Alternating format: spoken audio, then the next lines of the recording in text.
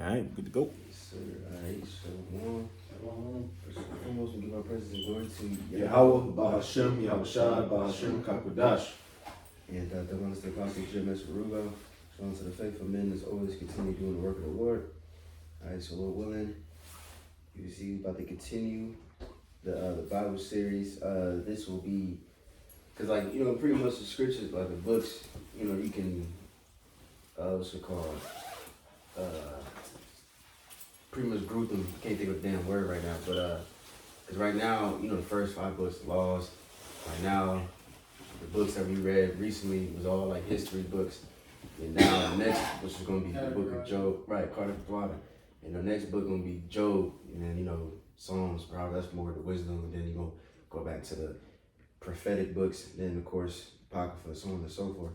So you know, this one is Esther. And addition to Esther, we're just gonna add them together. You know what I'm saying? So, Lord willing, we can start with this article. We're just gonna get like an overview of the time and everything like that, and the timeline. Then we can actually go into the story. But for the article, whoever reads it, I put it in the Telegram. If you can just skip the first 2 paragraphs and then go to where it says the timeline, and then we can read that. All right. Mm-hmm. So we got it. So we have EddingtonWriter.com. Obviously, it's talking about the book of Esther, and we're gonna jump down to the paragraph or bullet point of the timeline. The book of Esther occurs over a 10-year span. The years are 483 BC to 473 BC and take place between chapters 6 and 7 of the book of Ezra. The timeline breaks down this way. Persian king Xerxes decides to throw a riotous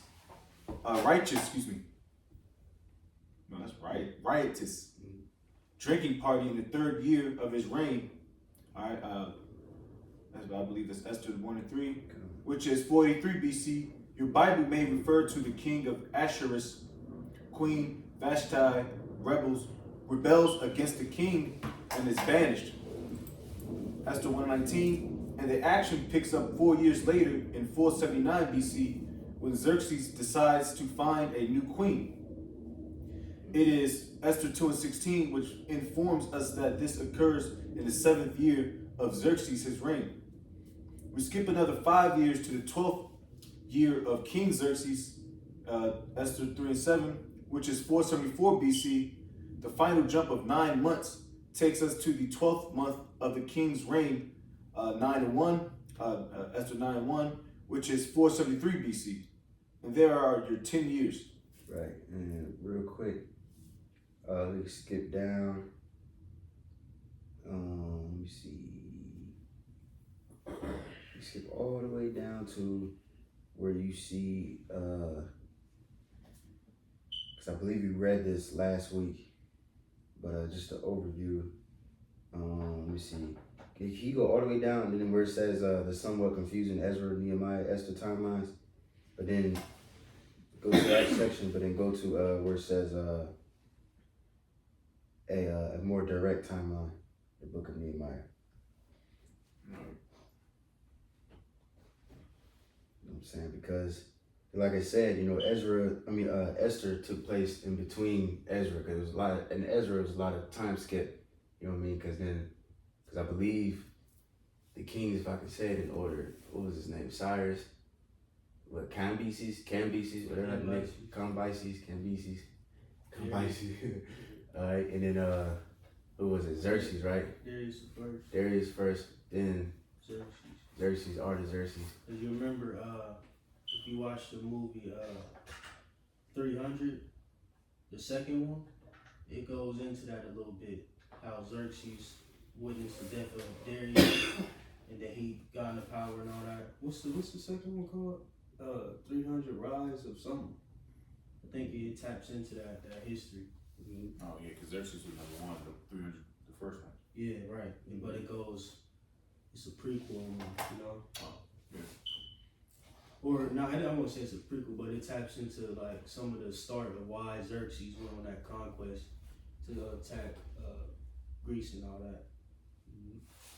You got it. So I got a more direct timeline. The book of Nehemiah, on the other hand, is much more direct and not confusing at all. Following report of things going badly in Jerusalem, Nehemiah, the Persian king Artaxerxes' cupbearer, travels to Israel in 444 BC and remains there until 432 BC. The book of Nehemiah is a first-person account of the circumstances surrounding his return. And what of the book of Esther? Its circumstances occur between 483 and 473 BC, which places it in the 57-year interim between the end of Ezra 6 and the beginning of Ezra 7. In other words, the events of the book of Esther occurred before the latter part of the book of Ezra and before all of Nehemiah, though in the Bible, Esther comes after these two books, or put another way, Esther herself was much older than Ezra and Nehemiah. Right. Let me see. You could stop there. But yeah, Con. So just to get the little timeline. Alright. Now Lord willing, now we can go jump into the actual scriptures. Just to get the we ain't gonna read everything, of course. We're gonna skip around, but we can just start with Esther 1:1. I got it. Esther 1:1, it reads, since now it came to pass in the days of Ahasuerus. Xerxes, in other words, you know what I'm saying? Like we just read in the article, but you got it. Yeah, you read in the AMP, it clarifies that. It reads, it says, which reigned from India even unto Ethiopia over 120 provinces. That in those days, when the king Ahasuerus sat on the throne of his kingdom, which was in Shushan, the palace, in the third year of this reign, he made a feast unto all his princes and his servants. Real quick. Hold on. Let me get the addition to Esther real quick. Slovakia. Okay. Never mind. You got it. Connor, did you want to show the area where he was on the map or something? Yeah, can you do that? Real quick. Pretty much,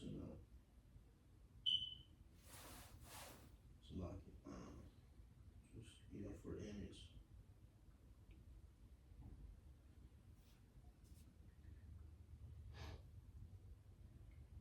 Cause I believe Shushan is Susa today, or something like that, if I'm not mistaken. I'll find a good one. As a matter of fact, too, while you getting that, can somebody get on hold the additions to Esther 11 and 2? All right. Because I believe this happened, because he said, that was the third year, right? It said, of Xerxes? When you read Esther? Mm-hmm. Right, and so before that, if you read the additions to Esther, Mordecai, he had a vision before that on the second year of Xerxes, so that happened before that. And I just want to read that, just to for sure what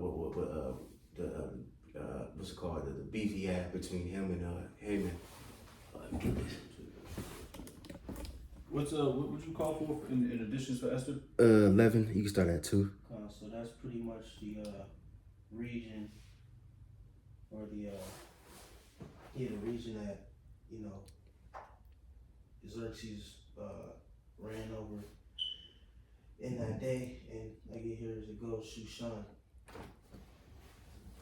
near the Persian Gulf, you know, so you get an idea when it's at, you know, in the time, you know, during that time, you know, and what you got up here, Asia Minor, so you could kind of get an idea of what's going on, you know. Going, stretching west, you know, further into Asia, you know.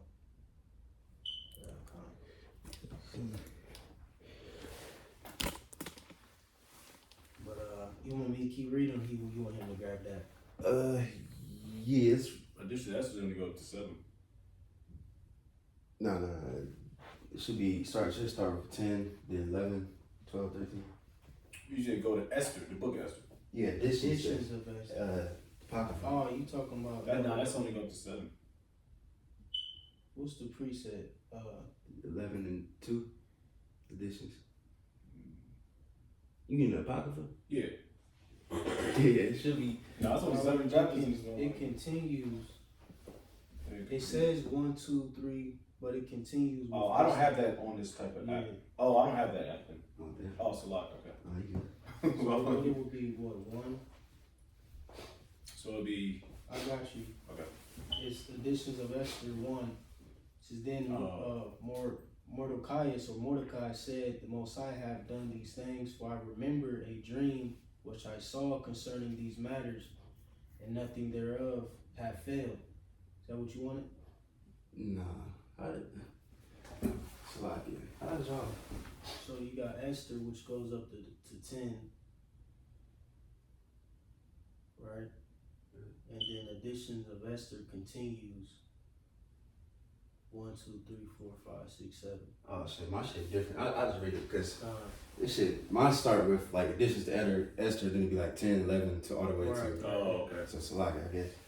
Bible, different Bible. What's it called? Applications. yeah, that's it. Yeah. Cons. So yeah, so it's 10 in the Old Testament, then in the Apocrypha it'll start at 11, 12, 13, 14, 15, 16, 17. Mhm. But you know how, like you said, the applications they just got it 1, 2, 3, Right. 4, 5, 6, 7. But real quick, additions to Esther's 11 and 2, or I don't know, I guess it's a lot of confusion, but it says in the second year in the reign of Artaxerxes the Great, in the first day of the month Nisan, Mordecai, the son of Jairus, the son of Samai, the son of Kaisai, the tribe of Benjamin, had a dream. Of course, it's going to be different because this was written in Greek. Yeah, so Salaki, real quick for Jake, if Jake want to find it, this is in editions of Esther 2 for us. Okay. But you got it. It says, who was a Jew? I think the way why it's written like this because you got Esther, it goes up to 10. Yeah, that's and then they just say 11, 10, 11, 12. So it's just like it just continue. But it says, who was a Jew at this dwelt in the city of Susan, a great man, being a savior in the servitor in the king's court. He was also the captives was Nebuchadnezzar, the king of Babylon, carried from Jerusalem with Johannes, king Jeconiah, king of Judah. And this was his dream. Behold, a noise of tumult with thunder and earthquakes and uproar in the land. And behold, 2 great dragons came forth ready to fight, and their cry was great. And at their cry, all nations were prepared to battle, that they might fight against the righteous people. And lo, a day of darkness and obscurity, tribulation and anguish, affliction and great uproar upon earth. And the whole righteous nation was troubled, fearing their own evils, and were ready to perish. Then they cried unto the Most High, and upon their cry, as if there were a little fountain, and was made a great flood, even much water. The light and the sun rose up, and the lowly were exalted, and devoured the glorious. Now when Mordecai, who has seen this dream, and what God had determined to do, was awake, he buried his mind, and until night, by all means, was desired to know it. And pretty much, because like I said, this was the second year, so this was before that, the Esther 1. So he had a dream, and the 2 dragons represent him and Haman, and then it's pretty much a prophetic dream what they about to face. And that water, he explains it, I believe, in chapter 13 or something. It explains that water goes into Esther. You know what I mean? Pretty much shows how she gonna pretty much save the nation. But I just wanted to get that real quick so we can, make sure you can get the timeline correct. But you can go back to the Esther. Esther 1 and verse 3, it says, in the 3rd year of his reign, he made a feast unto all his princes and his servants, the power of Persia and Media, the nobles and princes of the province being before him. When he showed the riches of his glorious kingdom and the honor of his excellent majesty, many days, even 180 days. And when these days were expired, the king made a feast unto all the people, that were present in Shushan the palace, both unto great and small 7 days, in the court of the garden of the king's palace, where were white, green, and blue hangings fastened with cords of fine linen, and purple to silver rings and pillars of marble. The beds were of gold and silver upon a pavement of red and blue and white and black marble. Right, shit beautiful, you know what I'm saying? Hey, if heathen can have this glorious kingdom, you know, how much more ours, you know what I'm saying? But anyways, you got it. It reads, and they gave them drink in vessels of gold, the vessels being the diverse one from another, and royal wine in abundance, according to the state of the king. And the drinking was according to the law, none did compel, for so the king had appointed to all the officers of his house, that they should do according to every man's pleasure. Also Vashti, the queen, made a feast for the women in the royal house, which belonged to King Ahasuerus, Xerxes, on the 7th day, when the heart of the king was merry with wine. He commanded Mehuman, Biztha, Harbana, Bigtha, and Abagtha, that Zethar and Carcass, the 7 chamberlains that served in the presence of Ahasuerus the king, to bring Vashti, the queen, before the king with the crown royal, to show the people and the princes her beauty, for she was fair to look on. Right, fair means beautiful, so she was a very beautiful woman. But you got it. But the queen Vashti refused to come at the king's commandment by his chamberlains. Therefore was the king very wroth, and his anger burned in him. Then the king said to the wise men, which knew the times, for so was the king's manner toward all the new law and judgment. Right, so she disobeyed a direct order, you know what I'm saying? Like, and then that's embarrassing too, in front of everybody too, like, you know what I mean? So that's why it's about to happen, what's about to happen. But you got it. Going to read verse 14, and the next unto him was Karshina, Sithar, Admatha, Tarshish, Meres, and Marsina, and Memucan, the 7 princes of Persia and Media, which saw the king's face, and which sat the first in the kingdom. Which saw the king's face. I mean, it was pretty much was like close to him, pretty much. And I think the different translation. If somebody can maybe get the NLT. I got the AMP right here. Real quick. We got the names. I'm gonna start midway. It says the 7 officials of Persia and Media who had access to the king and were ranked highest in the kingdom.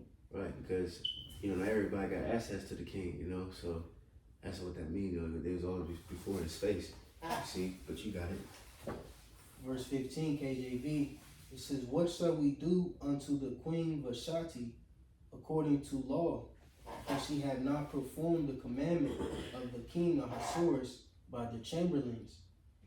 And Memucan answered before the king and the princes, "Vashti the queen have not done wrong to the king only, but also to all the princes," or it's likely to all the princes, and to all the people that are in the provinces of the king Ahasuerus. For this deed of the queen shall come abroad unto all women, so that they shall despise their husbands in their eyes, when it shall be reported, the king Ahasuerus commanded Vashti the queen to be brought in before him, but she came not. Likewise shall the ladies of Persia and Media say this day unto all the king's princes, which have heard of the deed of the queen. Thus shall there arise too much contempt and wrath. Right, real quick, can we get as the servants, show us the office, kings? Yeah, Because if the king own wife won't listen to him, then how much more the rest of the nation? Kind of, if I can add it, that like remind me like of today's time. You know, a lot of people they like idolize Beyonce, etc. Yeah. But that's because what Edom hasn't put a halt on the actions of women in this day and age, and they go after Cardi B's, Beyonce, Nicki Minaj's, and act accordingly because they feel that if this woman who's in power can do something of that degree, then I can, But back then in the ancient world, they weren't having that shit. Yo, even the boy Trump, his wife, you can tell that bitch hate that man. You know what I'm saying? And on camera, numerous times, he tried to grab her hand. She would smack it, shoo him away and shit. Look at him in disgust. If my wife ever did that to me on TV in front of everybody, man, she won't be my wife no more at all. I'd replace her the next day. She would be another younger, better looking woman. You know what I'm saying? Which this man did. But somebody got that? Yeah. Sirach 10, I'm going to start at the top. It says, a wise judge will instruct his people, and the government of a prudent man is well ordered. Real quick, it says well ordered. So it's ordered. That shit was out of order, And then it like I said, if you seen that with her, then the other women gonna do it, the children gonna start doing it, everybody gonna the men is gonna look at it like this nigga weak as hell, can't even control his own household. Anyways, you got it.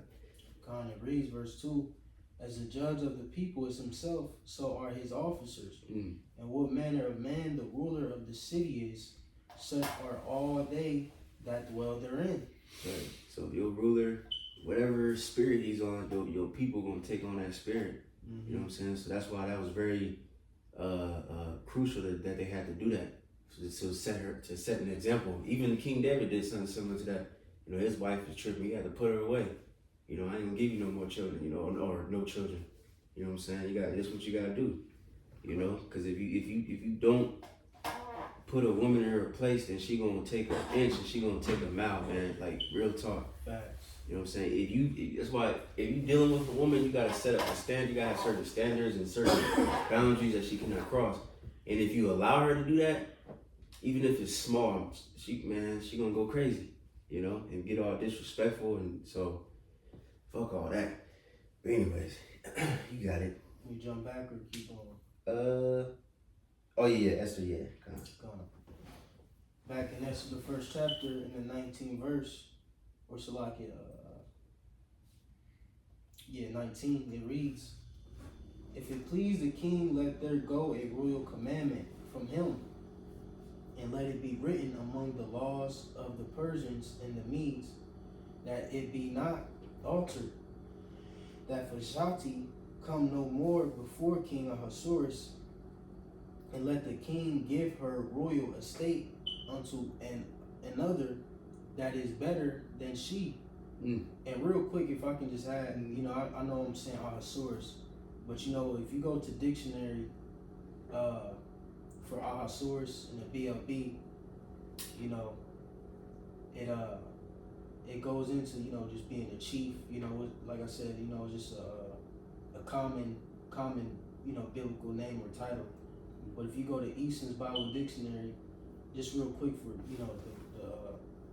viewers, it says there are 3 kings designated by this name in Scripture. The father of Darius the Mede, mentioned in Daniel 9.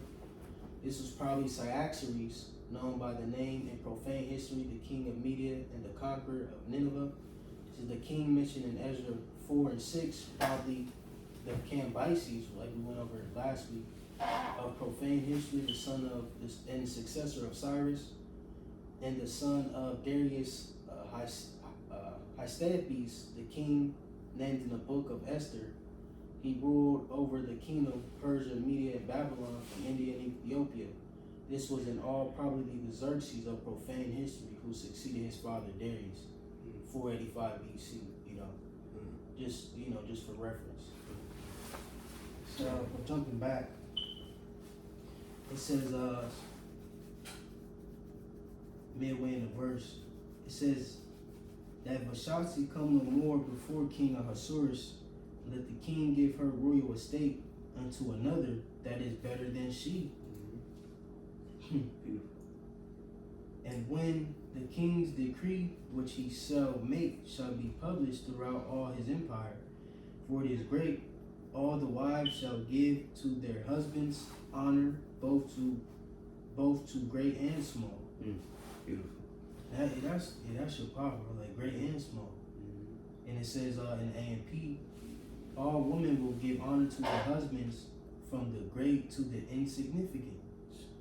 So even the lowest, regularized, civilian at that time, like had honor amongst his family tree, in his household. And that's how things should be ran. But here it is in Babylon the Great, that's contrary. But like Bill, who live in a trailer park, don't get honor from his wife and all that. Yeah, You know what I'm saying? for that. She cheating on him with Joe's 6-pack. Yeah, 6 foot, 6-pack, 6-figure type niggas. Yeah, that's fucked up, man. Yeah. But that's how you know in the ancient world things are very different, man. Mm-hmm. The lowest of the lowest man has some type of, Honor amongst his wife. Yep, honor amongst his family, man. But reading on verse 21, and the same pleased the king and the princes, and the king did according to the word of Memucan, for he sent letters into all the king's provinces, and to every province according to the writing thereof, and to every people after their language, that every man should bear rule in his own house, and that it should be published according to the language of the people, so like of every people. Yeah, right. Real quick, can we get Genesis 3:16? You know what I'm saying? Then after that, we can go back to Esther 2. We just might be skipping around a little bit. Genesis chapter 3, verse 16. And I will put in verse 16. Unto the woman he said, I will greatly multiply thy sorrow and thy conception. In sorrow thou shalt bring forth children, and thy desire shall be to thy husband, and he shall rule over thee. Right, you know what I'm saying? In other translations, it will say, you desire to rule over your husband, but it says your husband is going to rule over you. And that's what you see, she going to do any and every little thing to overpower you. That's why you got to remember the scriptures. And you got to rule over her, you know what I'm saying? And if not, then look at America. This is what you get. It's Isaiah 3:12. As for my people, children are the oppressors, and women rule over them. O my people, they which lead thee, cause thee to err, and destroy the way of thy past. That's modern today's women right now.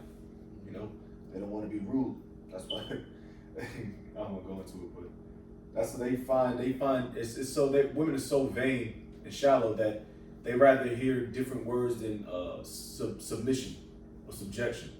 So we gotta soften up the words, which all the words are synonymous with subjection, but then we need to find padded words, to make them feel better. Right. I won't submit to you, but I will be under your rule. Bitch, that's what the word means. You know what I mean? We gotta butter them up. Right. So in them days, man, it's gonna get crazy out here, man. Yeah. Jeremiah 31:22, it says, how long wilt thou go about, O thou backsliding daughter? For Yahweh hath created a new thing in the earth, a woman shall compass a man. Just like you said, pertaining to this day and age. You know what I'm saying? And that's how you know, man, that the scriptures are true, bro. Because look. This literally is being shown forth in our face. But through the Spirit, who was ultimately the the power of the Lord. And how things aren't supposed to be ran and governed in the earth, man, because it is just out of order. The Lord is about to turn everything right side up, in due time. And one of the ways He's going to do that is via, like brothers may mention, Jacob's trouble. Putting things back in order. Everybody gonna be in their respective lot and position on the earth, man. But that was it. And then we go to Esther 2. You can just read down to maybe like verse 17. Want me to read? Yeah. It's Esther 2. At the top it reads, KJV, after these things, when the wrath of King Ahasuerus was appeased, he remembered Vashti and what she had done and what was decreed against her. Then said the king's servants that ministered unto him, that there be fair young virgins sought for the king, and Right, fair young virgins. Yeah, Soft and for the king. Yeah, and if you look it up too, you know, even a Google, on a Google, simple Google joint, they would say Esther was like probably around 16. You know what I'm saying? So, you know, young, fair, beautiful. You know what I'm saying? That's just it's weird. Cause she's bearable age. You see, and most importantly, virgin. You know, but you got it. Just write these notes. It reads, verses 3, and let the king appoint officers in all the province of his kingdom, that they may gather together all the fair young virgins unto Shushan the palace. This is fire, bro. To the house of the woman, unto the custody of Heg, the king's chamberlain, keeper of the woman, and let their things for purification be given them. Right, the king's chamberlain, you know, he pretty much was like like an officer. You know what I'm saying? He was taking care of the treasury, took care of the household. You know, the women, obviously, you know, things like that. You know what I'm saying? So Keeping things in order. right, because you think about it, you a king. You know what I mean? You probably got so many wives and children. You ain't gonna be thinking about all that. You can't be doing all that shit all day long. You know what I'm saying? You gotta have, you know, order and have these people over these people, stuff, things like that. So, point stuff because he's still as him being the king, he's still in charge of the military, the army. Yeah. So he got a lot of stuff going on. Yeah, it's order, bro. It's ancient order. And this goes to show you, man, like, just think about us in our kingdom. We're going to have chamberlains. You know what I'm talking about? Like, be a, you know, fucking, you know, whatever child, you know, tall like him, like, he going, you know, out of each tribe, you know, or each nation. Right. You know, you got Chamberlain out of Ham, Chamberlain out of Elam, Chamberlain out of Moab. You know what I'm talking about? Y'all, you know what I'm saying? The most highest ranking Hamite in your kingdom. Exactly. Or your palace, so to speak. Yep. And it's beautiful because he said what all the women from all these different provinces and stuff. So think about it, you got all kinds of shapes and sizes and different languages, different accents. Man, shit. Hey, bro, that's why, like, the elders and, you know, apostles on down, you know, tell brothers for years, like, hey, man, we gonna have our pick of the litter here soon. You know, so all the Waymen who done, you know,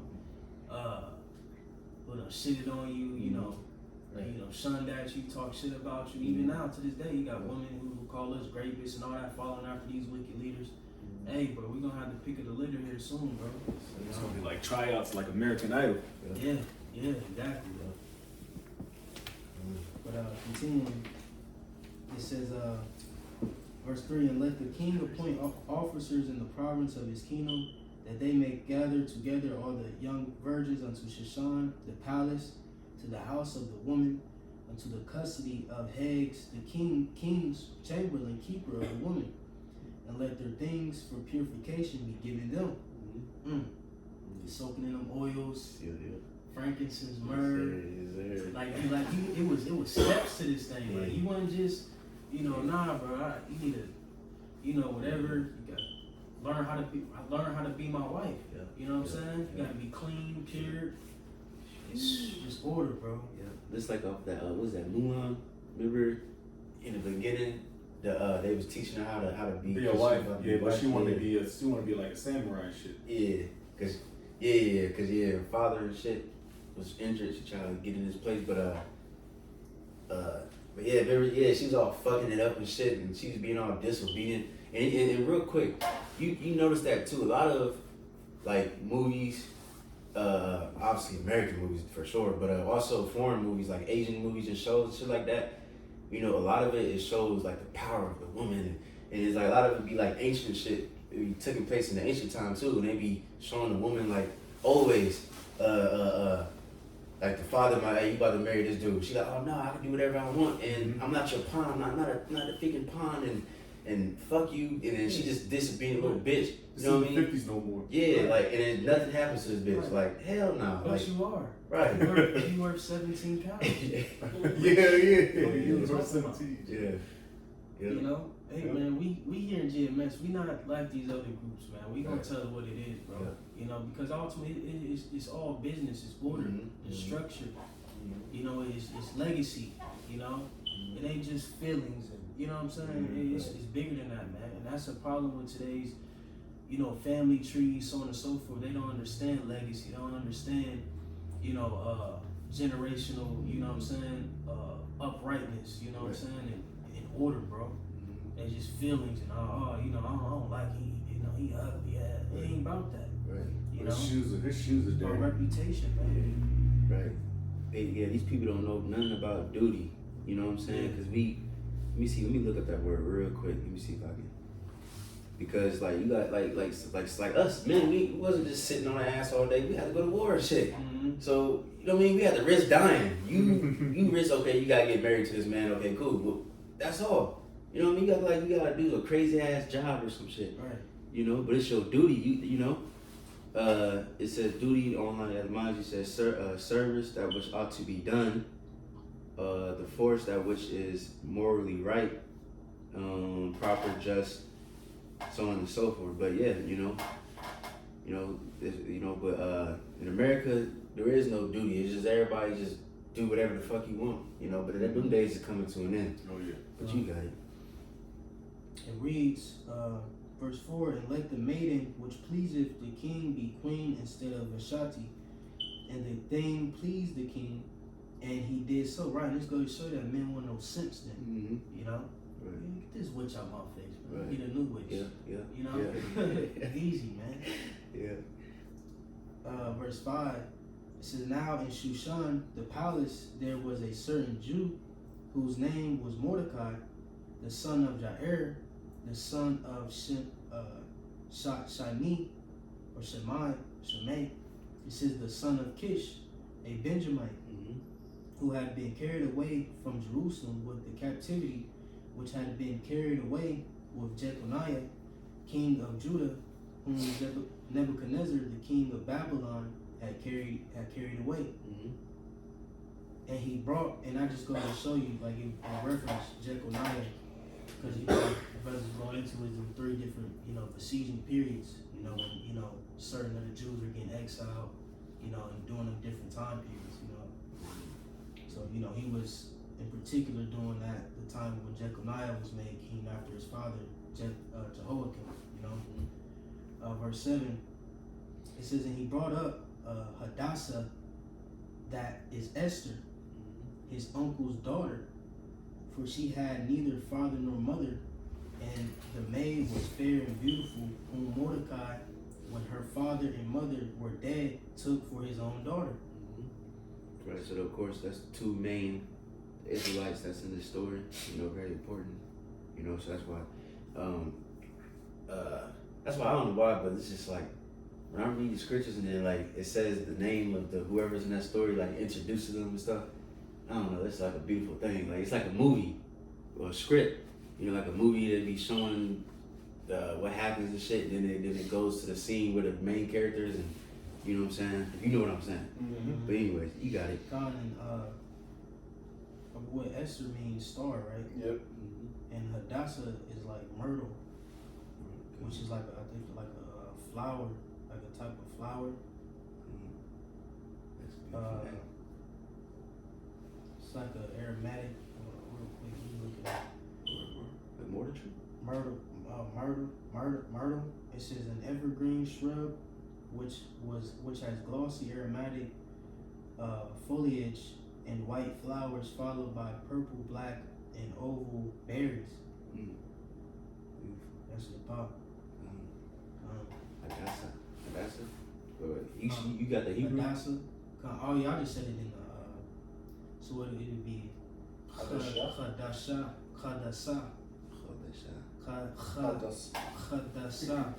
Because it's a Chadasa ha. Chadasa. Real quick, if I'm gonna try to lift this plane up. If you don't mind. Like up on the thing? Yeah, that's your mom, bro. And all all these names, they mean something. Yeah. As it's not just you. Oh, I'm gonna name my son Pookie. Fuck this Pookie What mean. that mean?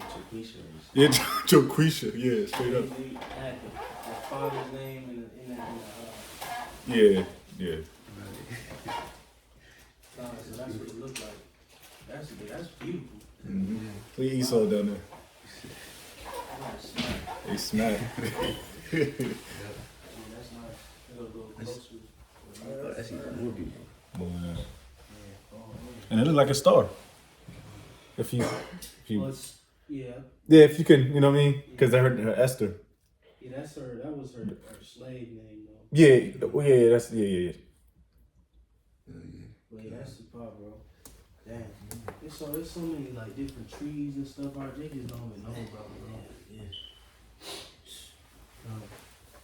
But continuing on, verses 8, KJV.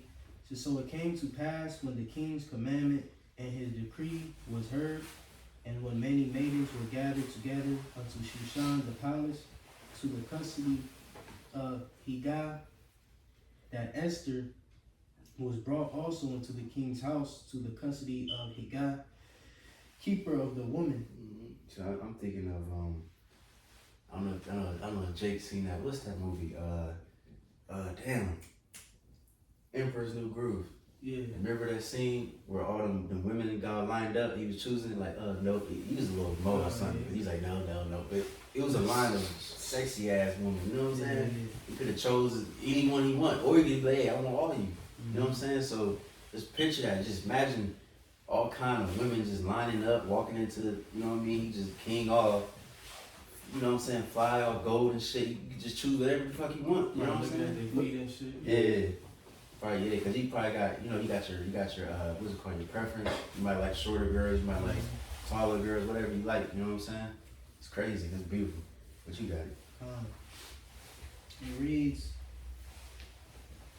it says that Esther was brought also into the king's house to the custody of Hegah, keeper of the woman, and the maiden pleased him, and she obtained kindness of him, and he speedily gave her things for purification, with such things as belonged to her, and 7 maidens which were met to be given her. Right, so she had 7, what's it called, servants.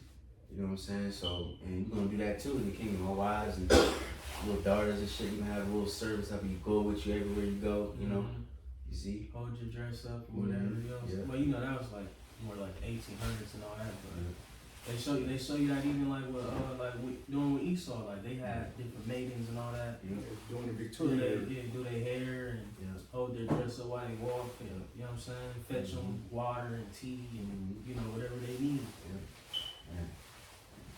Right, so you women out here complaining, bro, y'all don't even know how good y'all about to have it in the kingdom. Yeah. They think they just gonna be oppressed and subject to, they are gonna be subject to us, but they just act like this just gonna be miserable being a sister wife. Right. Man, you gonna have maidens and servants and getting your nails done, getting your hair done, and all that, bro. Your hair. Yeah, like your real hair, not an Indian's hair.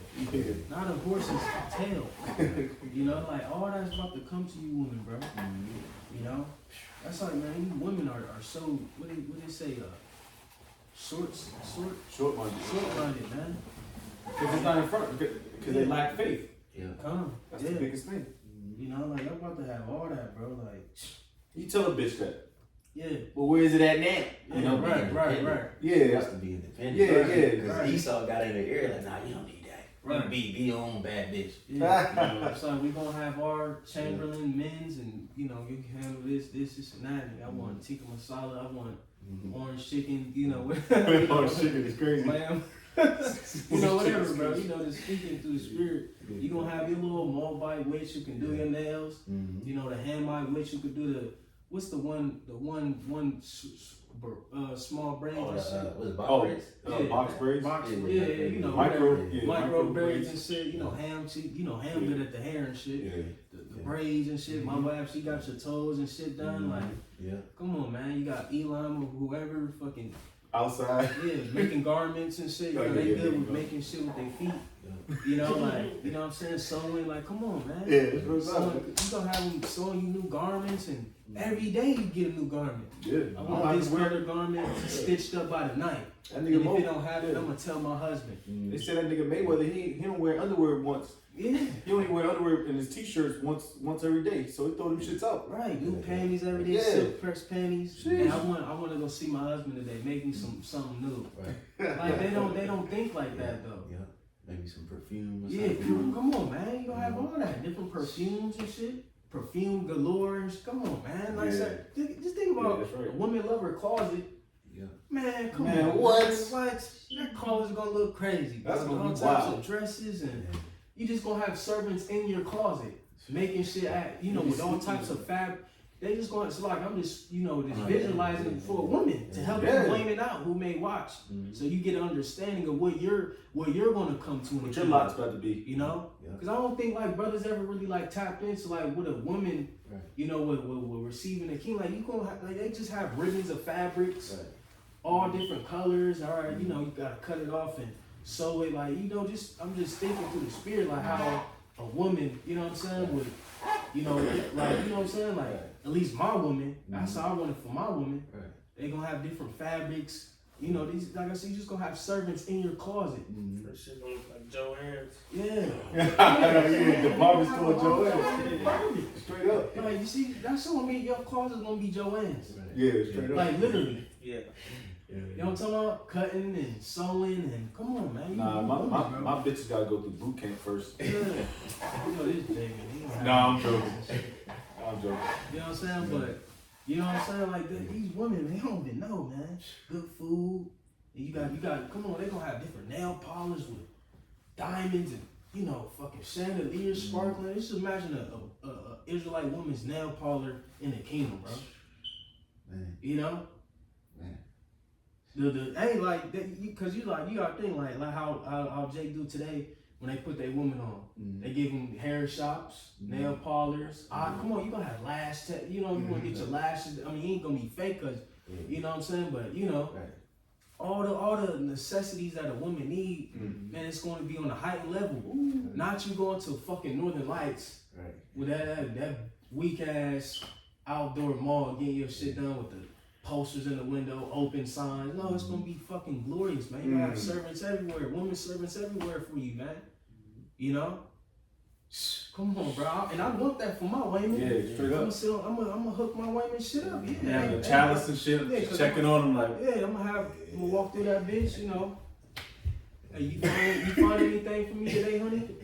I was looking at her for you. She looks very nice. She does, She gonna, different women gonna try to get in favor with her, so she could bring them to you. Like, come on, bro. That's right. That's right. Man, hey, bro, our conversation is in heaven, bro. We keep saying that, bro. That's right. That's right. That's how we see things, bro. You got Ham build her parlor up and her Joanne fabric warehouse. You know what I'm talking about? Like with all the different opals and sapphire. Like, come on, man. And our just imagine your building just for you to have servants in the sew and make garments on a fucking day, bro. You know? Can we get that? It's a Deuteronomy says. It's a lot, bro. I'm just That's kind of amps you up, yeah, man. bro. I got a precept too. Just so I just think about the kingdom, bro. Like how it's gonna be, like, but you gotta push this out there for the women, like, because we got women who watch too. They need a spiritual boost as well. Right. But it's like, Can you get that Deuteronomy after you where it says the sole of her feet won't touch the ground? I think it's Deuteronomy 20, I believe. But you can go ahead with yours. I'll find that real quick. Right, because then you have servants picking her up. What's that? I forgot what it's called. Like the little ancient thing where it's like a big ass seat. And It's a chariot, pretty much. Yeah, kind of. It's a wheelless chariot. Yeah. But I don't have no niggas around. I know. God. But it ain't gonna be like that though. God. Yeah, that's fly.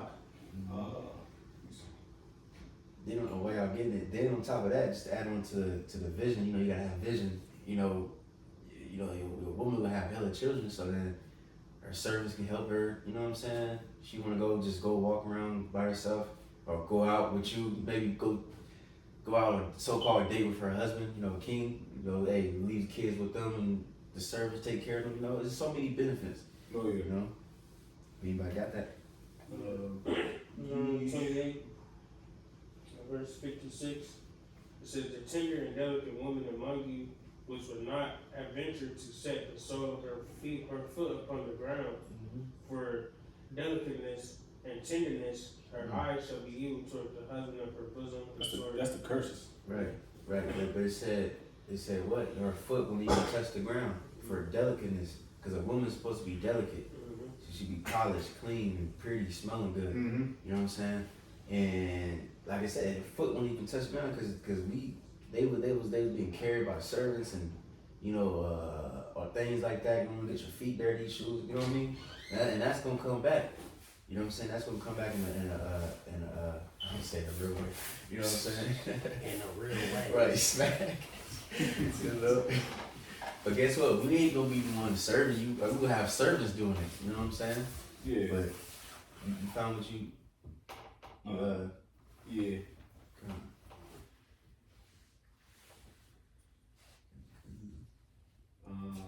Ezekiel 39. That's pretty much. I'm good, but continue employment because it goes into something different.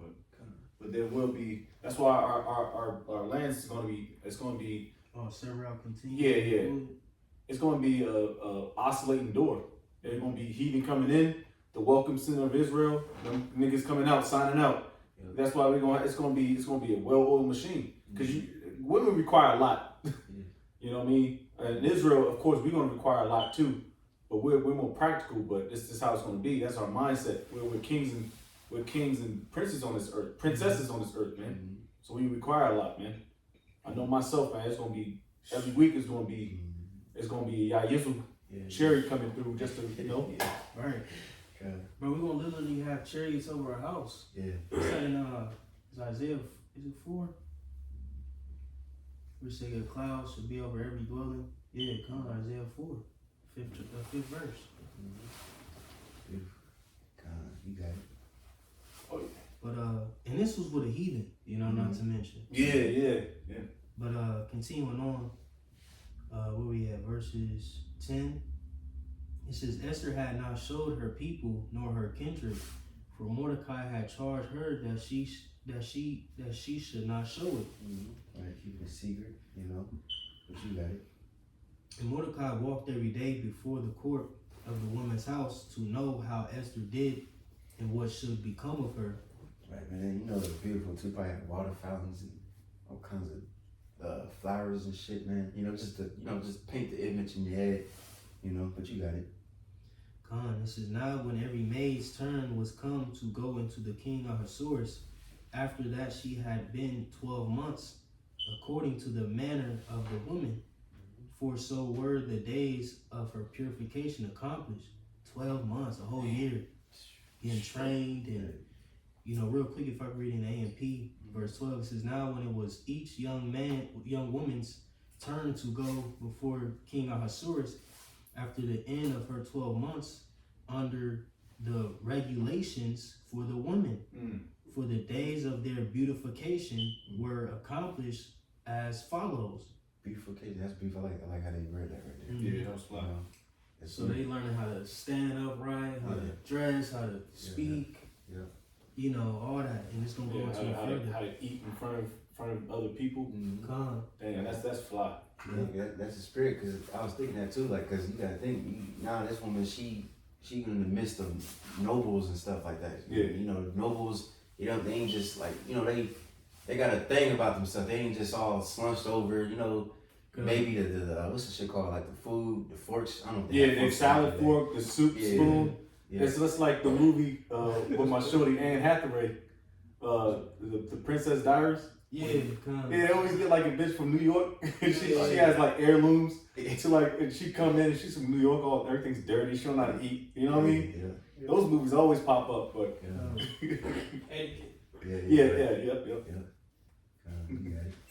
That's what a lot of you niggas in the hood need, man. Some good etiquette and a foot up your ass, man. So I get through the spirit. That's why, like, like me and the brothers in New Orleans was going into that because we had stepped out, and the witch tried, and we stepped into the restaurant. Rich said some little goofy shit. You know what I'm saying? I'll speak off camera. She was just being funny because she wasn't used to seeing Jake stepping like that. Yeah. You know what I'm saying? Right. And we had made a video on it, a lengthy video on it about how, also we, by default, we are real regal people, royal people. Right.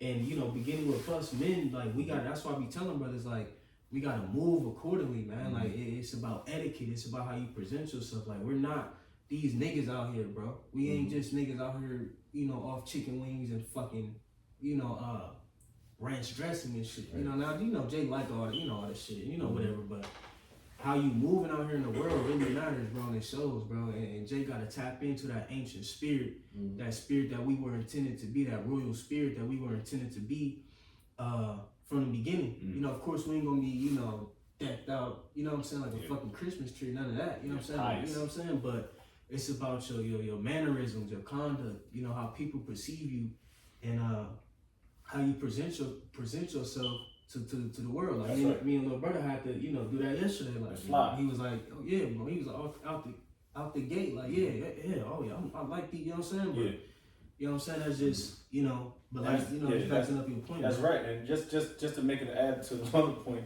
they call us bumalites, man. But we esteem ourselves not through pride though. We esteem ourselves because we do have to represent something. It's way more than us. I have to physically here on earth. I have to represent brothers that's below me and above me in this camp especially. So if I go looking like an asshole, and then that joint catch wind through the apostle and elder bishop, come on, man. And then shit rolls down quick after that, bro. Phone calls, elder Peloy won't be able to sleep. You know what I mean? Tazawana. But that shit rolls down. That's why we try to keep everybody's shit in order, man, through the spirit to the best. You can call us bums all we want, but Jake, I've seen some fly ass bums in GMS. So. And Jake upstanding people, like when we go out and study, we were respected. Yep. People reverence us, like, damn, you know what I'm saying? Like, dang, these dudes, who are these dudes? We present ourselves where we, in the eyes of people, are regular guys, but our spirit is exalted, amongst the masses, man. Yep. Because that wisdom, knowledge, and understanding shows forth through our gait and through our mannerisms and how we, move on a day to day. You know what I'm saying? We're well respected, They said we might be bums physically, but you're a bum spiritually. Real quick, because just going into how you were saying, she's trained up how to be more. What was that word? You said etiquette, right? Yeah, learning etiquettes and how to, carry herself. Real quick, this is Sirach 41, and where's it at? 16. It says, therefore be shamefaced according to my word, for it is not good to retain all shamefacedness, neither is altogether approved in everything. And I'm gonna skip down to 19. But yeah, we gotta be shamed. That's what the scripture teaches. The scripture teaches us manners and order, things like that. We ain't just we so-called niggas, as you can say, but we ain't niggas. You know what I'm saying? That makes sense. All right. And then we go to 19. It says, and of a thief, it's just giving a list of what to be shamefaced of. It says, and right now you see Jake is the opposite. 2/3 of Israel, they shameless. They don't give a fuck. They show their ass literally, and they animals. But 19 says, and of a thief in regard of the place where thou sojournest, and in regard of the truth of the Most High and his covenant, and to lean with thine elbow upon the meat, and of a scoring to give and take. Right? So we even supposed to be leaning your elbows on the table and shit when you eat. You're supposed to be, sit upright at least. Not have all your shit all over the table. That's not etiquette. You know what I'm saying? But and I'm gonna go to 24 just to finish it off. It says, so shalt thou be truly shamefaced and find favor before all men. And there's other scriptures too. It says, don't be the first one to grab food. That's in the Sirach. Yeah, man. 38. It go into like the manners of hosting. You know what I'm saying? Like you know what I'm saying? Hosting people, like that's in Sirach somewhere. You know what I'm saying? Come on, bro. Damn, that's fly nickel stuff right there, man. Yeah. And you can credit that through the head tribe of Judah, because they really exuded. If you're in your right state of mind, Judah, man, come on, man, ain't nothing stopping that. You know what I mean? Yeah, come on. That's real talk, though. That's why Judah has to be the so-called leader of the 12 tribes. Right now you got motherfuckers acting like off of White Chicks when the nigga Terry Crews took out, Marlon Wayne. When she was eating this shit, she unbelting her belt buckle and all that shit. Bro, like, nah, bro. Yeah. And then people really like, you know what I'm saying? Mm-hmm. Like, man, I was out with a witch. You know what I'm saying? And, this is little shit. Mm-hmm. And just me, I don't use chopsticks and shit. But I'm like, witch, learn how to use these chopsticks. Like, what the fuck is your problem? Like, you embarrassing me, bro. You know what I'm talking about? Yeah. I don't use these shits, but I got the mechanism, like, man, just grab it. You know what I'm talking about? Like, But, so that's a little shit. Like, the witch ain't, she wasn't like acting like that, but it's like you said, it's etiquette, knowing how to present yourself as a regal people. You know what I'm saying? In the midst of captivity, man. I got that real quick. We can read this and then go back to that. Sirach, the one you quoted, Sirach 31. Yeah. I'm gonna start up at 12. It says, "If thou sit at a bountiful table, be not greedy upon it, and say not, there is much meat on it." Jay be all excited, you know what I mean? I'd be excited too, but I mean, shit, like, you gotta, like, oh shit, like, you never see, like, your mama, she cuss your ass out, like, man, you act like you never ate like before. you been there. Like I don't feed you at home or something, you know? Yep. But it says, remember that a wicked eye is an evil thing, and what is created more wicked than an eye. Therefore it weepeth upon every occasion. Stretch not thine hand whithersoever it looketh, and thrust it not with him into the dish. Judge not thyself by that. So like, judge not thy neighbor by thyself, and be discreet in every point. Just stay on point. Eat as it becometh a man, so don't overeat. Those things which are set before thee, and devour note, lest thou be hated. Leave off first for manners' sake, and be not unsatiable, lest thou offend. When it can 3-4 plates and shit. Right. To go play. I mean, you know what I'm saying? Like, we know how things go now. Like, you know what I'm saying? So they know how to operate and move around, with their fam, because that's just the norm. That they just niggas anyway. That's what they know. But you know what I'm saying? Like, we in the right setting. Like, you know what I'm saying? We ain't just, like, when Jay go to steakhouse and shit, like we, I'm talking about very proper and shit. You know what I'm saying? Like whatever, Come on. It says, try to clean up behind yourself, you know what I'm saying? Stack your dishes up, you know what I'm saying? Make it easier for the server, whatever. And leave a tip. Yeah. Where we at? Damn, I looked at it. 102. Hour 2. Damn. All right. Let me breeze through this. All right. We talking about the woman. Right. Hey, that tells you Jake is passionate, because they are glory. That's what the Corinthians says. It says, "When thou sittest among money, reach not thy hand out first of all. A very little is sufficient for a man well nurtured, and he fetcheth not his wind short upon his bed." And I can stop there too. And then you can add, we don't gotta get it, but it's in Corinthians. It says if you go to like a feast or something like that, and you're really hungry, he said eat something, like eat like a snack or something. That's the spirit. I was about to say that just really quick, because when you go to the main joint in Chicago or something. Mad brothers, but there's a lot of brothers up there that gets their food first. Yeah. And so younger brothers, we out there collecting trash and put a little quick little 7-Eleven sandwich in your system before you, because you want to eat last. Yeah. But that's the spirit. So and we got more. So you might not eat at all. Yeah. And then if a brother is young in the faith and he might be older in age, there's going to be an elder brother's going to get that man a plate just because it's age. So there's ways around it, and that shows a lot of discipline, man, and high standards, man. I love that, man. You can see the apostle get his plate, man. He chilling, man. Yeah. But now we taking the spirit. This is kingdom building, bro. Like, this is all in through the spirit. Like, even just going through this, it's based upon Esther, but it's a lot that you can pull from this ancient time period and apply it to, what we got going on now, what we are approaching, in the kingdom, man. So Lord, I believe this edifying as hell, bro. This is real, bro. This is us, But let me jump back. Yes, sir. Okay, finishing out Esther 2:12. It reads, it says, "Where the days of their," in the middle of the verses, is "where the days of their purification accomplished, to wit 6 months with oil of myrrh, and 6 months with sweet odors, and with other things for the purifying of women. So she's sending them oils like, and it's just like when you soak something or marinate, it's like she marinating. Right. Yeah. Bro, the witch, she ain't a witch, but bro, he had women marinating in oils. Man.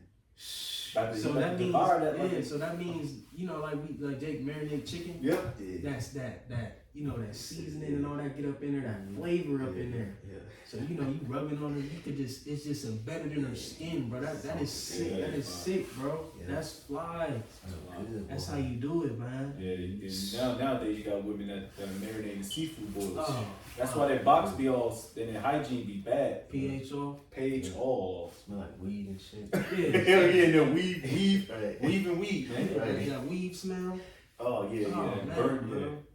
FTs, now black and milds. Oh man, yeah. That's nasty work, disgusting, man. Verse 13, it says, Then thus came every maiden unto the king, whatsoever she desired was given her, to go with her out of the house of the women unto the king's house. Yeah, what he said, yeah, Shemar would say, hey, if they ain't tricking if you got it. If you got it, she got, she got everything she desired, Come. What more do you want? You know what I'm saying? But you got it. Verse 14, in the evening she went, and on the morrow she returned into the second house of the women, to the custody of Sheshagaz, the king's chamberlain, which kept the concubine. She came in. So it was like levels. Like, all right, this is the first level. Yeah. It was like waves of like courses you had to go through to get to the king, bro. Yeah.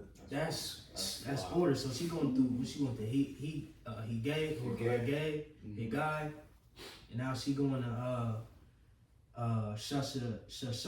Sheshagaz, the king's chamberlain, another chamberlain, which kept the concubines. She came in unto the king no more, except the king delighted in her, and that she were called by name. Right. So that's another order right there. Now the woman just gets all in your face and like, God, sometimes you want to be around your woman, but sometimes it's like, oh my goodness, like go away for a minute. You know what I'm saying? But with her, she couldn't approach him unless she was summoned. You know what I'm saying? Now try to do that, you know what I mean? These women ain't gonna give a fuck. She gonna try to get in your phone and shit. Like, man, it's just all that shit evil, man. But you got it. It says, now in the turn of Esther, the daughter of Abihail, the uncle of Mordecai, who had taken her for his daughter, was come to go in unto the king. She required nothing but what Haggai, the king's chamberlain, the keeper of the woman, appointed. And Esther obtained favor in the sight of all them that looked upon her. So Esther was taken unto King Ahasuerus into his house royal in the 10th month, which is in the month Tebeth, in the 7th year of his reign. So it's a time skip because I think it started with like third year? Third year. Now it's 7th, So it's a whole process, It says, the king loved Esther above all the women, and she obtained grace and favor in his sight more than all the virgins, so that he set the royal crown upon her and made her queen instead of Vashti. Right, because they ain't nothing like Jake, period. You know what I'm saying? And she was better than all them women, you see. But you got it. It says, then the king. I'm gonna fall. We can. Let me see. Matter of fact. Okay, yeah. So let's just finish this out, and then come. I was gonna skip it, but never mind. You got it. It says, then the king made a great feast unto all his princes and his servants, even Esther's feast, and he made a release to the provinces, and gave gifts according to the state of the king. And when the virgins were gathered together the second time, then Mordecai sat in the king's gate. Esther had not yet showed her kindred nor her people, as Mordecai had charged her. For Esther did the commandment of Mordecai, like as when she was brought up with him. In those days, while Mordecai sat in the king's gate, two of the king's chamberlains, Bigthan and Teresh, of those which kept the door were wroth and sought to lay hand on the king Ahasuerus. And the thing was known to Mordecai, who told it unto Esther, the queen. And Esther certified the king thereof in Mordecai's name. And when inquisition was made of the matter, it was found out thereof. Therefore, they were both hanged on a tree, and it was written in the book of the Chronicles before the king. Right, so remember that, because Mordecai, he wasn't rewarded as yet. You know what I mean? But it's gonna come back into the story later. You know what I'm saying? But now we can just read just a little bit of Esther 3, and then we're gonna skip around a little bit. This is Esther, the 3rd chapter at the top. After these things, did King Ahasuerus promote Haman, the son of Hammedatha, the Agagite, and advanced him and set his seat above all the princes that were with him. Right, so he was, because if you go to, where's that at? I think it's Samuel. You know what I mean? He pretty much was a, what's it called? Amalekite. You know what I'm saying? Real quick. Just real quick. Let me see.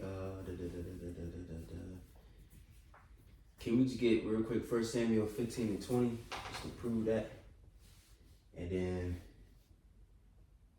after that, can we go to the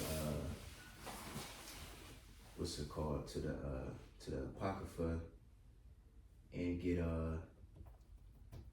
let me see, additions to Esther.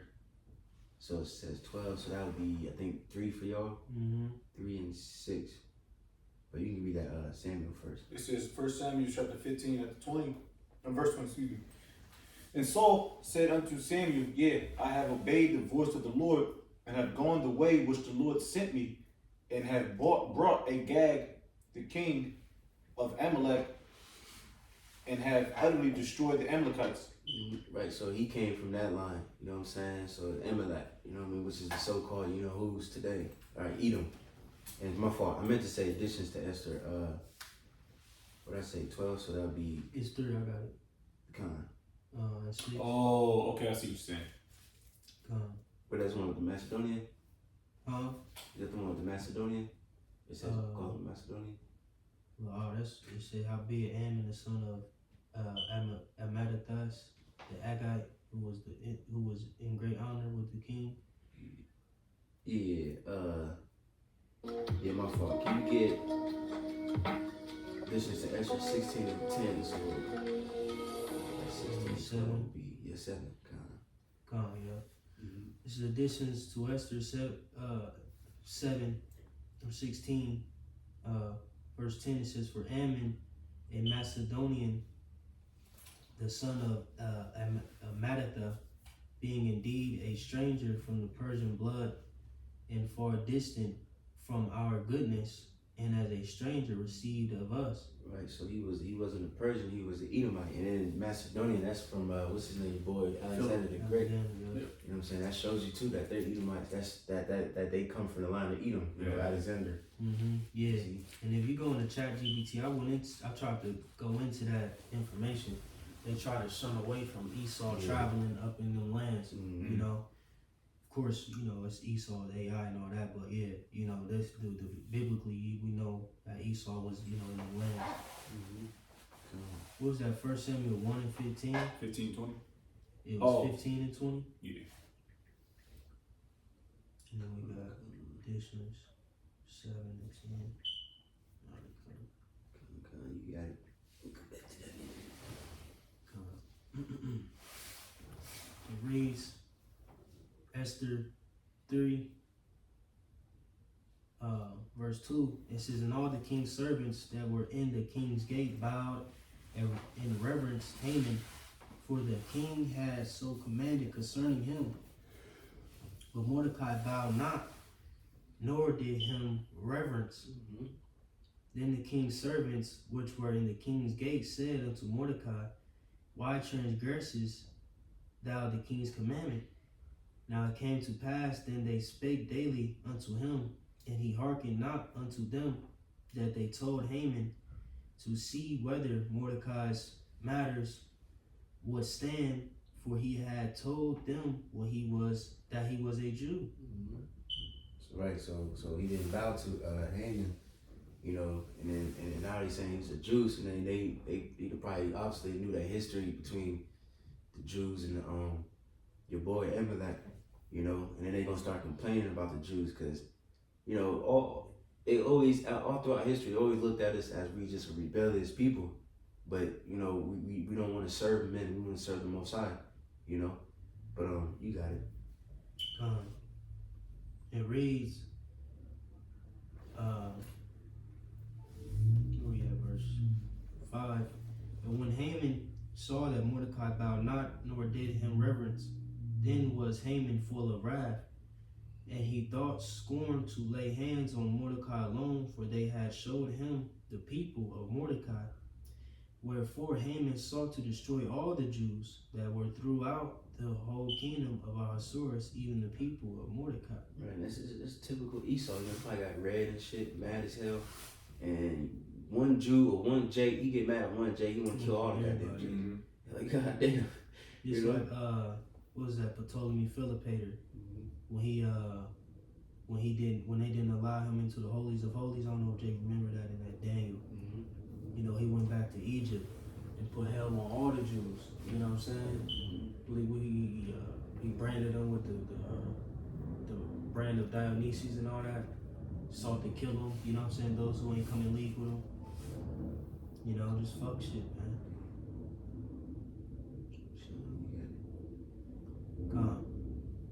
It reads, verse 7, in the first month, that is the month Nisan, in the 12th year of King Ahasuerus, they passed her. That is the lot before Haman, from day to day, and from month to month, to the 12th month, that is in the month Adar. Right, and that's, you know, that's where you get the pur means lot. You know what I mean? That's where you get the word purim, you know, and you know, Lil Willis gonna explain it again later, but you know, just keep that in mind. But you got it. It reads, and Haman said unto King Ahasuerus, there is a certain people scattered abroad and dispersed among the people in all the provinces of thy kingdom, and their laws are diverse from all people, neither keep they the king's laws. Therefore, it is not for the king's profit to suffer them. If it please the king, let it be written that they may be destroyed, and I will pay 10,000 talents of silver to the hands of those that have the charge of business to bring it into the king's treasuries. Right. So you see, he said we these people, you know, their laws and is adverse from all people. You know, and you can read that wisdom. We don't gotta get it, but wisdom was just for the sake of time. But Wisdom Solomon 2, you know, it says the wicked was speaking against the righteous, and he said, these people are contrary to us, like they clean contrary to the laws that we have, you know, and they upbraided us, defending of the law, so on and so forth. So you just see that all throughout history. Esau, specifically the East Edomite, you know what I'm saying? He always was mad at Jake, because we never was trying to bow down to certain, of course, like Apostle Tahar, he said we're gonna obey the law till we can't obey the law no more. You know, of course we're gonna try not to speed and things like pay your taxes, all that shit. But when it comes to taking an MOTB, you know what I'm saying, that's when all that shit gonna stop. And then we're gonna be, in their eyes, rebellious, and you know, and we're gonna serve the Lord. And then what's Esau gonna do? What's Revelation 20? We're gonna behead them. Yep. You see? But you got it. It reads, verse 10, and the king took his ring from his hand and gave it unto Haman, the son of Hammedatha, the Agagite, the Jews' enemy. Real quick, for the sake of time, let me see.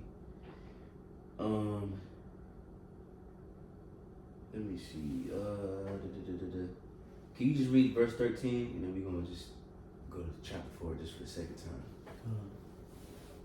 Verse 13, it reads, and the letters were sent by post into all the king's provinces, to destroy, to kill, and to cause to perish all Jews, both young and old, little children and women, in one day, even upon the 13th day of the 12th month, which is the month of Adar, and to take the spoil of them for prey.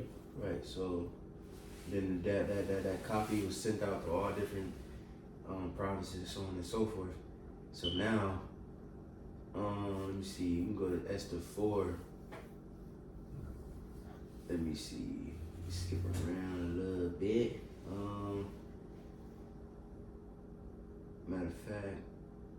Okay, so that's what we're gonna do. So chapter 4, I'm just gonna summarize it because, like I said, it's almost time for camp, so I don't want to take too long. But pretty much Mordecai, he heard the news, he was mourning, and then Esther, and then eventually it got to Esther, and then Mordecai pretty much told her to go to the king and plead for his people, pretty much. You know what I'm saying? And then pretty much, she wasn't able to go to the king because, like we said earlier, you can't just go up to him, you gotta be summoned. So now, Lord willing, let's go to the editions of Esther, because, and for a fun fact too, a lot of people too, they got a problem with the book of Esther because the book of Esther there's nowhere where it's mentioned God, you know what I'm saying?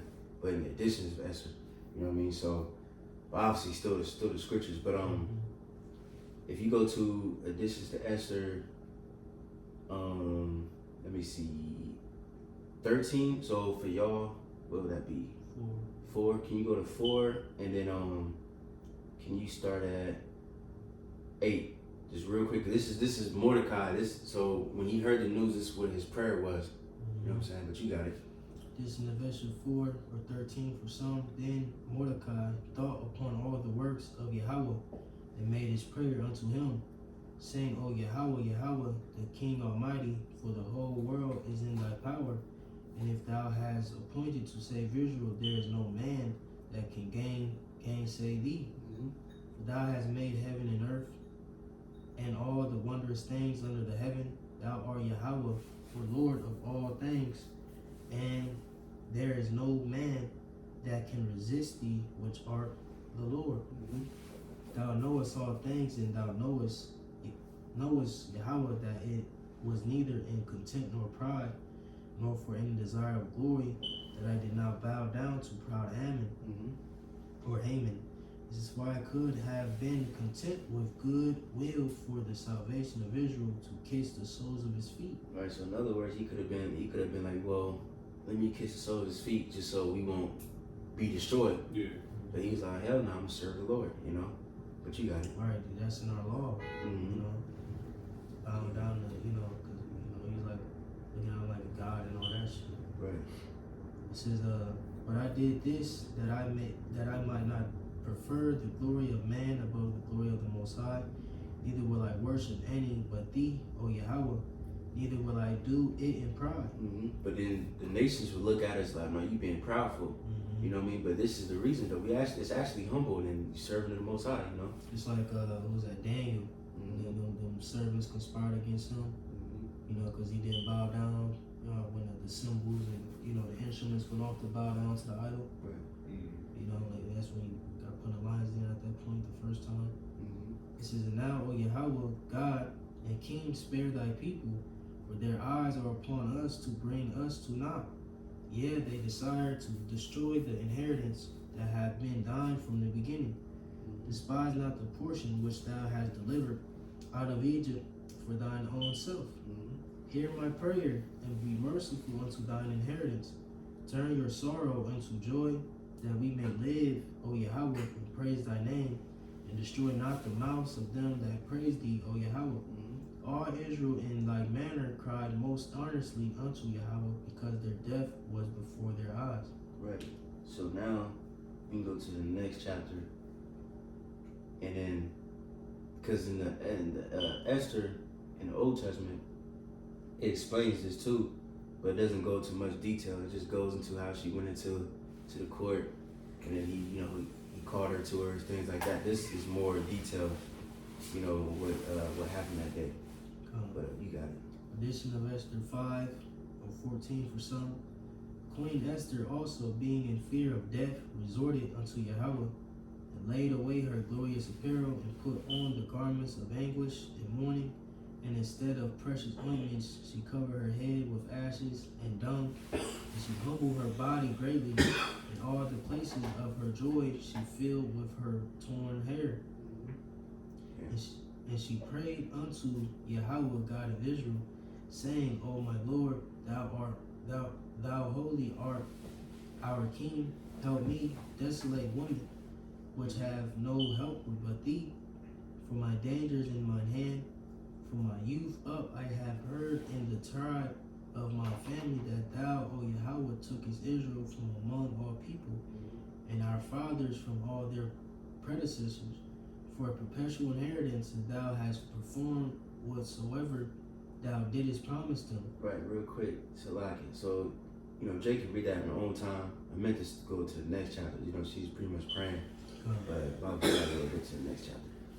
Edition of Esther 6, at the top, or would be 15 for some, says, And upon the third day, when she had ended her prayers, she laid away her mourning garments and put on her glorious apparel, and being gloriously adorned, after she had called upon the Most High, who is the beholder and savior of all things, she took 2 maids with her, and laid the one she leaned as carrying herself daintily, and the other followed bearing up her train.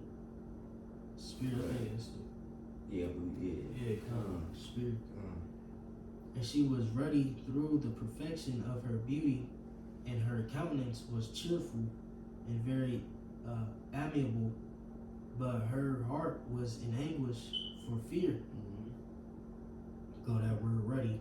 Yep. That Esau controversy. Right, yeah. She just look beautiful. She's young. beautiful, man. Right.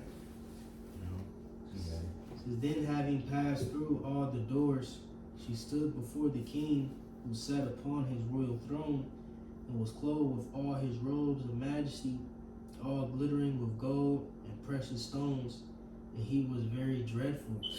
Man. It's a fucking heathen. Yeah. Just imagine when Jake got lightning and shit. You come into our throne, we just sitting out. You know what I'm talking about? Like, Right. what's his name? Thanos or fuck. No, this the other nigga, Adam. Black Adam. Oh, yeah. Yeah, shoot, the niggas. He like Oh, Superman. yeah. You know, Rock with nigga. spiritual power. Yeah. You know what I'm talking about? Yeah. Lightnings and thunderings and shit. You know what I'm talking about? So like, you gonna see the wedge. Right. Yeah. You know what I'm talking about? It glistening. Yeah, the wiz is all glistening and shit. That shit was crazy. That was a beautiful movie. He said, you gonna see the wizard. Smack. It says, then lifting up his countenance that shone with majesty, he looked very fiercely upon her. And the queen fell down and was pale and fainted, and bowed herself upon the head of the maid that went before her. Right, Slocking, just for reference, because they give you a glimpse of Xerxes in the movie 300. He wasn't all effeminate and shit like that, bro. You know what I'm saying? Bald and shit. He had hair. He had a beard. You know what I'm saying? How you look all fierce and shit with no beard? Yeah, with no beard in your face. You know what I'm saying? It says, then lifted up his countenance that shone with majesty. He looked very fiercely upon her. And queen fell down and was pale and fainted. She was scared. Yeah. It's fire. That's going to show you, like, man, these were real men back then. You know what I'm saying? Yeah. What you look at a nigga today and slap him. Yeah. Like, how dare you? Yeah, he probably about to cuss that. Not big, but he probably about to cuss her ass out. Like, what? Then she fell and, he showed mercy on her, And bowed herself upon the head of the maid that went before her. This is real, man. We're going back to that, bro. And this, like I said, is heathen, bro. It says, then the Most High changed the spirit of the king into mildness, who in a fear leaped from his throne and took her in his arms till she came to herself again. It's like some movie shit. Garments flapping and shit. It says to you right here, He holding her and shit, you know, she all fainted in hell and shit. He pressing her and shit, trying to wake her up. My darling. And comforted her with loving words and said unto her, Esther, what is the matter? I am thy brother, be of good cheer. Thou shalt not die, though our commandment be general, come near. Right, and real quick, just for, like, if somebody's confused, you say I'm thy brother, like, you know, that's, if you read Tobit, he said that to his wife too, like, you know, you're my sister, like, hey, sister, what's wrong? You know, because that's what, you know, your wife is like your sister, you know, not literally, you know. It's your companion. Right. It says, and so he held up his golden scepter and laid it upon her neck. That shit glorious right there. You know, tap that bit right there. You know that? Alright. Alright. This was, man, who this dude at Xerxes? He tripping, man. And so he held up his golden scepter and laid it upon her neck and embraced her and said, speak unto me. And said she unto him, I saw thee, my Lord, as an angel of the Most High, and my heart was troubled for fear of thy majesty. For wonderful art thou, Lord, and thy countenance is full of grace. She buttering him up. And as she was speaking, she fell down for faintness. She got active. I want to see this, bro. Yeah. It says, then the king was troubled, and all his servants comforted. You know, he probably was smacked like. Smack this shit. It is. He all concerned as shit. You know what I'm saying? Oh, shaking her. Oh, you know what I'm doing? Oh, man. Esther. Smack. That was it? You read that? Oh.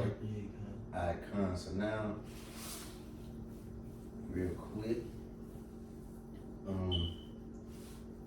let's go to Esther. Go back to the Esther 7. Matter of fact, hold on, you guys jumped it.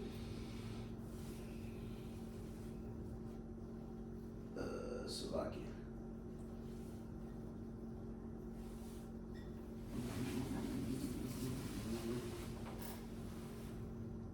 Alright, let's just get Esther. It's like 5, and then you can do 8. This is after that event. You know what I'm saying? Esther 5 and 8, it says, if I have found favor in the sight of the king, and if it please the king to grant my petition and to perform my request, let the king and Haman come to the banquet that I shall prepare for them, and I will do tomorrow as the king hath said. Right now, yeah, let's just finish that out and then go to chapter 6. It says, then when Haman forth that day joyful and with a glad heart, but when Haman saw Mordecai in the king's gate, that he stood not up, nor moved for him, he was full of indignation, Mordecai. Against Mordecai, that's funny, bro. Like, I could just see that Mordecai just sitting there at the gate looking at him and shit. Yeah. He walking around like, this nigga, you know what I'm saying? Right. That's some funny. And the scriptures is real. They gotta understand this is real life events, bro. You gotta see, you gotta imagine what's going on. You know, Mordecai is sitting out there like, you know, it's fucking evil. Like, Right, goddamn. look, this nigga. Yeah. You know what I'm saying? It's crazy. So nevertheless, Haman refrained himself, and when he came home, he sent and called for his friends, his Zeresh, his wife. And Haman told them of the glory of his riches and the multitude of his children and all the things wherein the king had promoted him, and how he had advanced him above the princes and the servants of the king. Haman said, moreover, yet Esther, the queen, did let no man come in with the king unto the banquet, and she had prepared but myself. And tomorrow am I invited unto her also with the king. So he geeked, like, Right. you know what I'm saying? He thought he was doing something. He thought shit was sweet. Yeah. That's funny, man. Hey, this how you know the Lord, bro. It's cruel, bro. Through the spirit, like set his ass up for the woo. Yeah. It says, yet all this availed me nothing so long as I see Mordecai, the Jew, sitting at the king's gate. Right, so he's still hating on Jake. You know what I mean? You can't even if he was gonna get rewarded or whatever, you can't just enjoy your moment. Right. He's still worried about one little Jew, one poor Jew. You know? He feeling himself about what's going on with them, but it's still like that's that perpetual hatred, man. Ezekiel 35. Yeah. Says then says Zeresh his wife and all his friends unto him, let a gallows be made of 50 cubits high, and tomorrow speak thou unto the king that Mordecai may be hanged thereon. Then go thou and merrily with the king unto the banquet. And the thing pleased Haman, and he caused the gallows to be made. Right. So see, now they about to get set up. You see, now she wife talking, now he talking in his ear, now he getting even more proud, you know what I'm saying? But now the Lord about to do a switcheroo on him and have it the other way. So now we can just get Esther 6, and you can skip down to 5 or 6. It's Esther 6 and 6. It reads, so Haman came in, and the king Oh yeah, said, real quick, so like just to what's it called, to summarize it, read 6 and 1. Pretty much the king couldn't sleep, so he had his servants look through the records, and then they found that Mordecai was the one that found those two dudes that tried to assassinate him. So then now he calling Haman back, because Haman was the only one in the court at that time, and he was going to ask him like, what should be the reward? And this dumbass nigga thought he was talking about him, but the reward's gonna go to Mordecai. But you got it. Jumping back, Esther 6:6 is just, so Haman came in, and the king said unto him, what shall be done unto the man whom the king delighteth to honor? Now Haman thought in his heart, to whom would the king delight to do honor more than to myself? And Haman answered the king, for the man whom the king delighteth to honor, let the royal apparel be brought which the king useth to wear, and the horse that the king rideth upon, and the crown royal which is set upon his head. Right, you can just imagine, because this was a so-called you know who. So you know how they get all talk about money, you know how they get the hunchback and they start shaking their hand, you know, rubbing their hands together. He probably was, and you know, he probably was like that when he was talking about this, you know, but you got it. It reads, let this apparel and horse be delivered to the hand of one of the king's most noble princes, that they may array the man withal whom the king delighteth to honor, and bring him on horseback through the street of the city, and proclaim before him, thus shall it be done to the man whom the king delighteth to honor. Then the king said to Haman, make haste and take the apparel and the horse, as thou hast said, and do even to Mordecai the Jew that sitteth at the king's gate. Let nothing fail of all that thou hast spoken. Right, salty, hurt. Then took Haman the apparel and the horse, and arrayed Mordecai, and brought him on horseback through the street of the city, proclaimed before him, thus shall it be done unto the man whom the king delighteth to honor. And Mordecai came again to the king's gate, but Haman hasted to his house mourning, and having his head covered. And Haman, yeah, you got it. And Haman told Zeresh his wife and all his friends everything that had befallen him. Then said his wise men and Zeresh his wife unto him, if Mordecai be of the seed of the Jews, before whom thou hast begun to fall, thou shalt not prevail against him, but shall surely surely fall before him. And while there were yet taken with him, came the king's chamberlains, and hasted to bring Haman into the banquet that Esther had prepared. Right, so now we can go to Esther 7. And let's get to the point.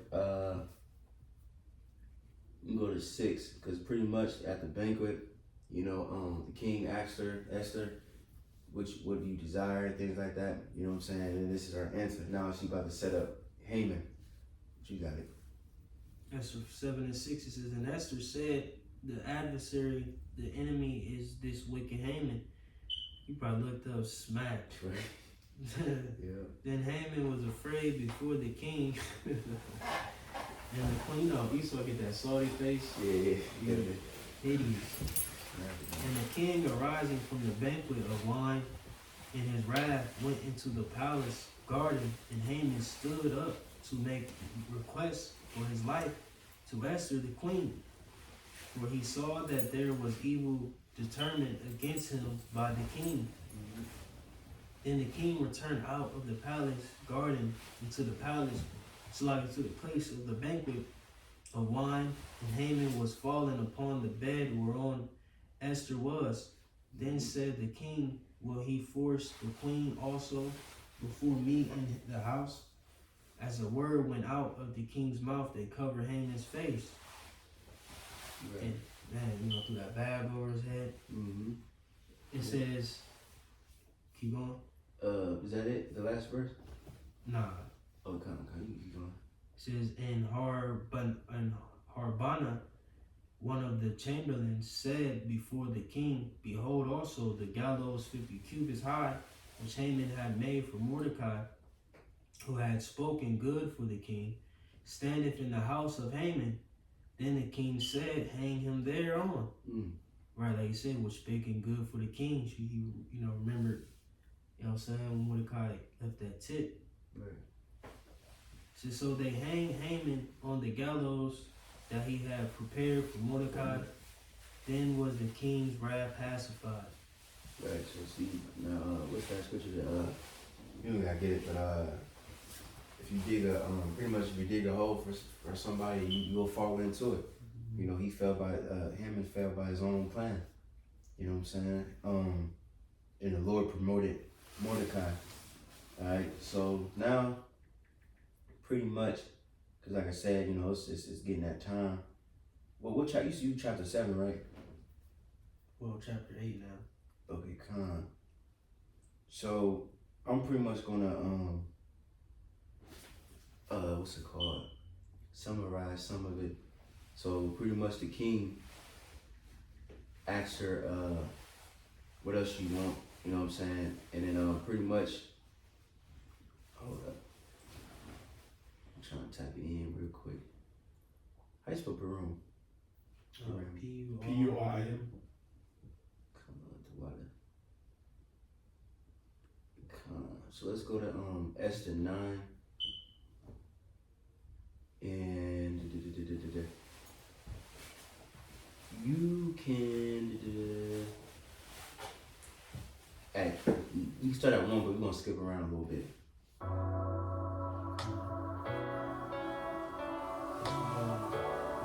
Esther 9:1, it says, now in the 12th month, that is the month of Adar, on the 13th day of the same, when the king's commandment and his decree drew near to be put in execution, in the day that the enemies of the Jews hoped to have power over them, though it was turned to the contrary, that the Jews had made rule over them that hated them. Right, and real quick,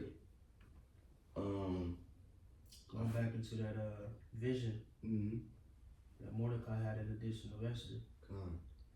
Yep. And real quick, I forgot, I'm gonna read one more point, Esther 8 and 11. It says, wherein the king granted the Jews which were in every city to gather themselves together and to stand for their life, to destroy, to slay, and to cause to perish all the power of the people and prophets that would assault them, both little ones and women, and to take the spoil of them for a prey.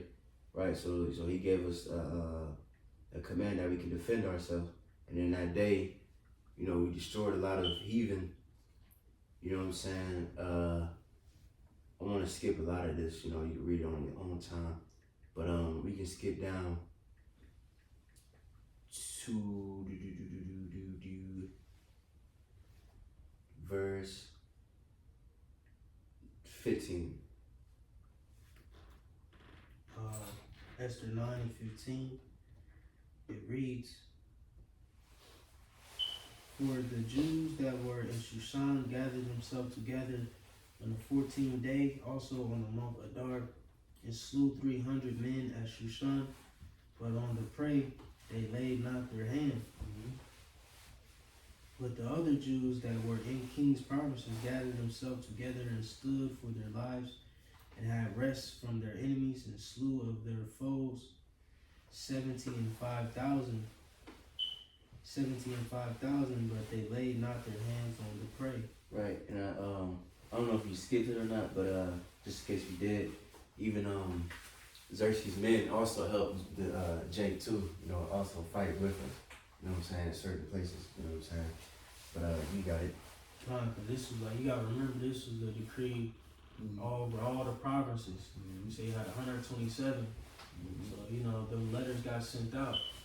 But, you know what I'm saying? You know, the new letters came through once, you know, Haman's, you know, plan got destroyed. Right. Keep on. Yep. Verse 17 says, on the 13th day of the month Adar, and on the 14th day of the same rested day, and made it a day of feasting and gladness. But the Jews that were at Shushan assembled together on the 13th day thereof, and on the 14th thereof, and on the 15th day of the same, they rested and made it a day of feasting and gladness. Therefore the Jews of the villages that dwelt in the unwallowed towns made the 14th day of the month Adar a day of gladness and feasting, and a good day of sending portions one to another. It's like it, bro. And you know, just a while back, like Jake, you know, going into like the whole high holy days, like these high holy days, a lot of them represented us being delivered from our enemies and the Lord destroying masses of people, bro. Passover, Purim, you know, even in Hanukkah, you know what I'm saying? Like this was us getting the victory over our enemies. So where's the love at? You know what I'm saying? Concerning these other nations. And it's literally high holy days based upon us destroying them. Dedicated to us, you know, getting the victory over them. That are not celebrated in the church at all. You know? Yeah, straight up. But they'll celebrate New Year's Eve, Christmas. And then even Halloween. Right. Crazy. Can you skip to 24? Come on. Esther 9:25. But when Esther came before the king, he commanded by letters that his wicked device, which he devised against the Jews, should return upon his own head, and that he and his sons should be hanged on the gallows. Oh, my fault. Wait. My fault. You read 24? Esther 9:24 says, because him and the son of Hammedatha, the Agagite, the enemy of all the Jews, had devised against the Jews to destroy them, and had cast that is the lot, to consume them and to destroy them. In 12 months he did it. If I'm not mistaken, it said. So I forgot. He's casting lots.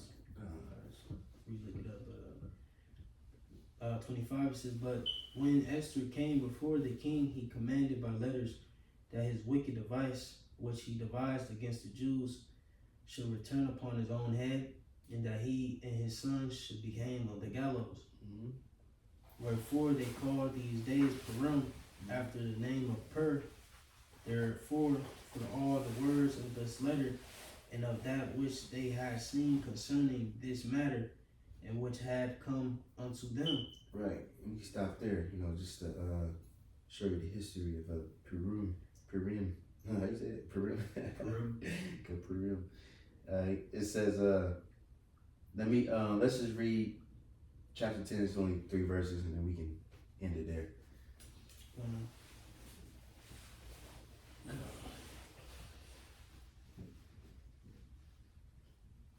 It says, and the king Ahasuerus laid a tribute upon the land, upon the isles of the sea, and all the acts of his power and of his might, and the declaration of the greatness of Mordecai, whereunto the king advanced him. Are they not written in the book of Chronicles of the kings of Media and Persia.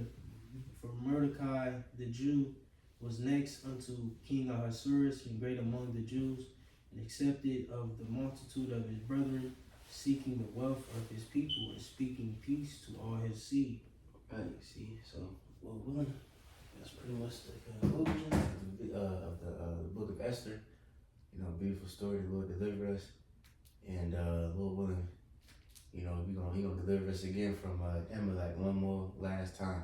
You know what I'm saying? Because this man, it's the same shit. Thousands of years later, he still wants to destroy all the Jews, all the Israelites. You know what I mean? But the Lord ain't gonna allow that. It was a year, 12 Come. months. Yep. Come. He was casting lots. He said day after day, month after month, to conspire to kill the Jews. So it's like a mockery. Somehow. Right. Yeah. So yeah, Lord willing, hopefully that was edifying. We give all praise and glory to the Lord. So I will